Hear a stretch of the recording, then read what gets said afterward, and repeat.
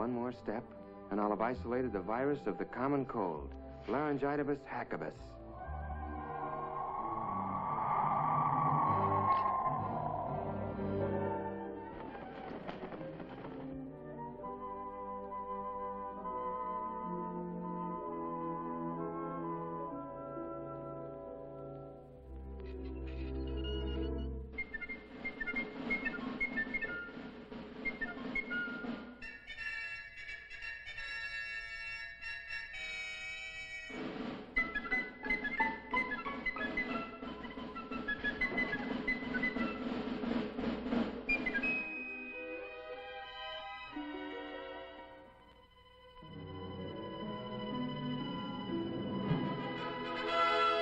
Illudium Fosdex, check.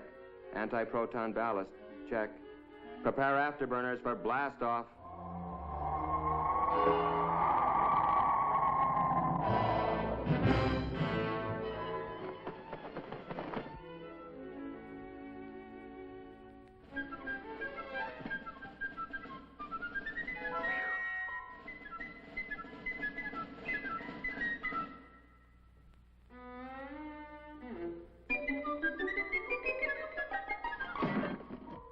The biggest problem in this job is how to keep from disturbing the parents and getting them in a tizzy.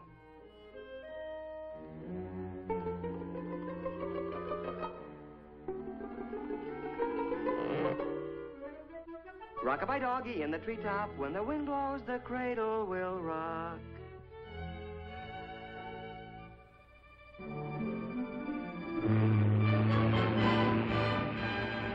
And so, after answering the $64 million question correctly, I decided to take a few trips around the world.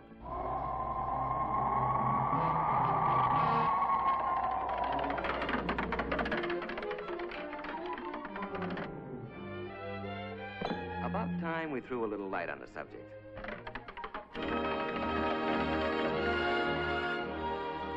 First thing you gotta do is get their attention. Comfy? Have I got your attention? Okay, let's straighten out a few facts about you and the Army. Now then. Excuse me just a minute. Rock-a-bye doggy in the treetop, when the wind blows, the cradle will rock. You know, Ralphie, it's a funny thing, but every high school senior I've ever known thinks that when he gets into the service, all his buddies will look like a bunch of lower Slobodians. Of course, there's always one exception. You. Actually, they're going to be pretty much like the guys you're graduating with. Just plain old characters like Roy Robinson from Jefferson High in Portland, Oregon, Don Osgood from Page, Nebraska, Pete Willoughby, Los Angeles State College, Dick Martin from St. Peter's High in Worcester, Worcester, Massachusetts. Oh, well. Nice guys who wash their teeth every day, get their hair cut regular, well, fairly regular. Just a neck trim, please. Yes, sir. Just a neck trim. Well, what do you know? There was a human being under that pelt after all. Another interesting idea held by a lot of otherwise bright high school seniors is that the Army has all the right size clothing, but that it's mainly interested in getting it on all the wrong size people. Well, nice comic book stuff. But actually, the Army's no more interested in putting you into the wrong-sized uniform than your football coach would be. And for the same reasons. It's not necessary, it's inefficient, and it's just plain sloppy.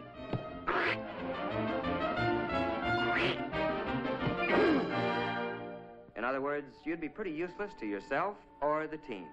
You know, according to some comic strip artists, our friend here, is the kind of non-com you find in the Army.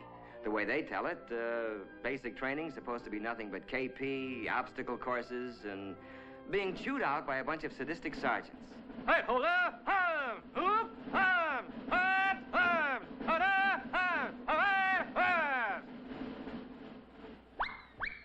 As a matter of fact, the Army's not about to use inefficient comic strip non-coms or officers any more than it would use outdated or inefficient weapons. No, the non-coms you're going to get acquainted with in basic will be very capable guys, and they'll be there for just one reason. To help you. You'll get to know men like Paratrooper Sergeant Mike Culhane, Master Sergeant Johnny Broderick from Okinawa in Korea, Corporal Tommy Webster, a high school senior when you were a junior, Sergeant Rod McCullum. He carries the Congressional Medal of Honor. Look, as long as we're on the subject, let's take a look at basic training and find out what it's really going to be like.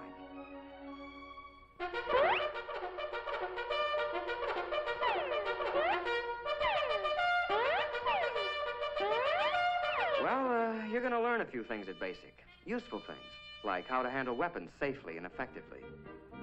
And at 700 yards, I let him have it. You're taught to use a compass, how to read a map. Very impressive stuff later to the girl of your dreams. You'll learn how to pitch a camp and how to give first aid. The sort of knowledge that other, people will respect someday. You're also going to develop muscles that'll be useful later. Some you didn't even know you had. But then, it's not a bad idea to keep in shape for recreation, like boxing, football, skiing, and other, sports.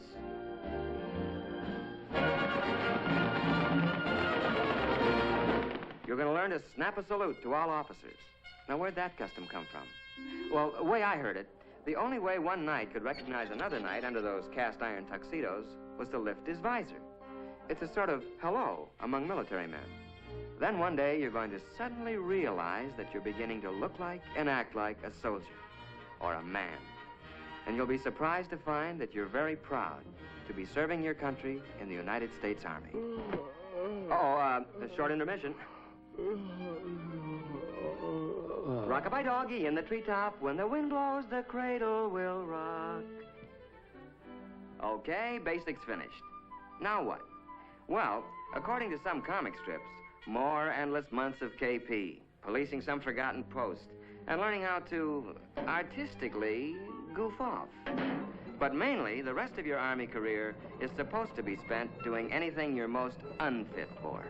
Humorous stuff, no doubt, but not good sense.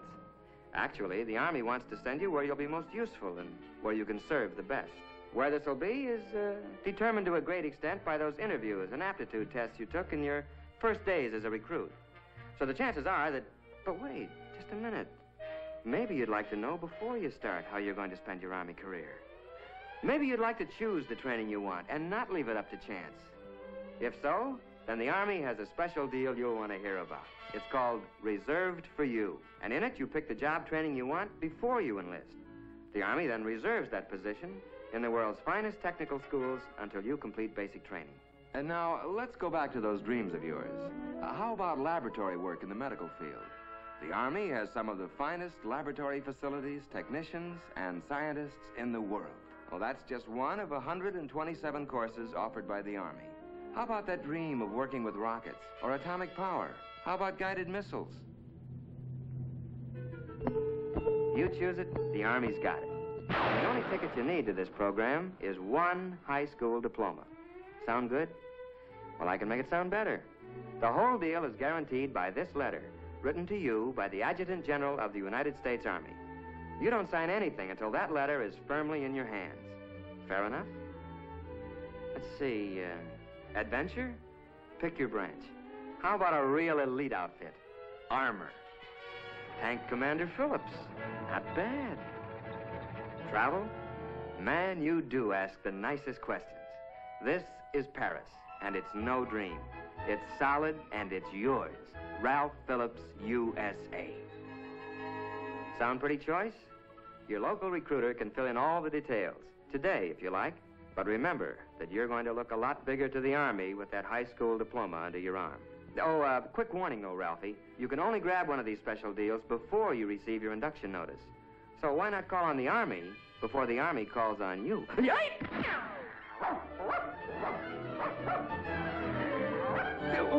What's the matter with you? You gone nuts or something?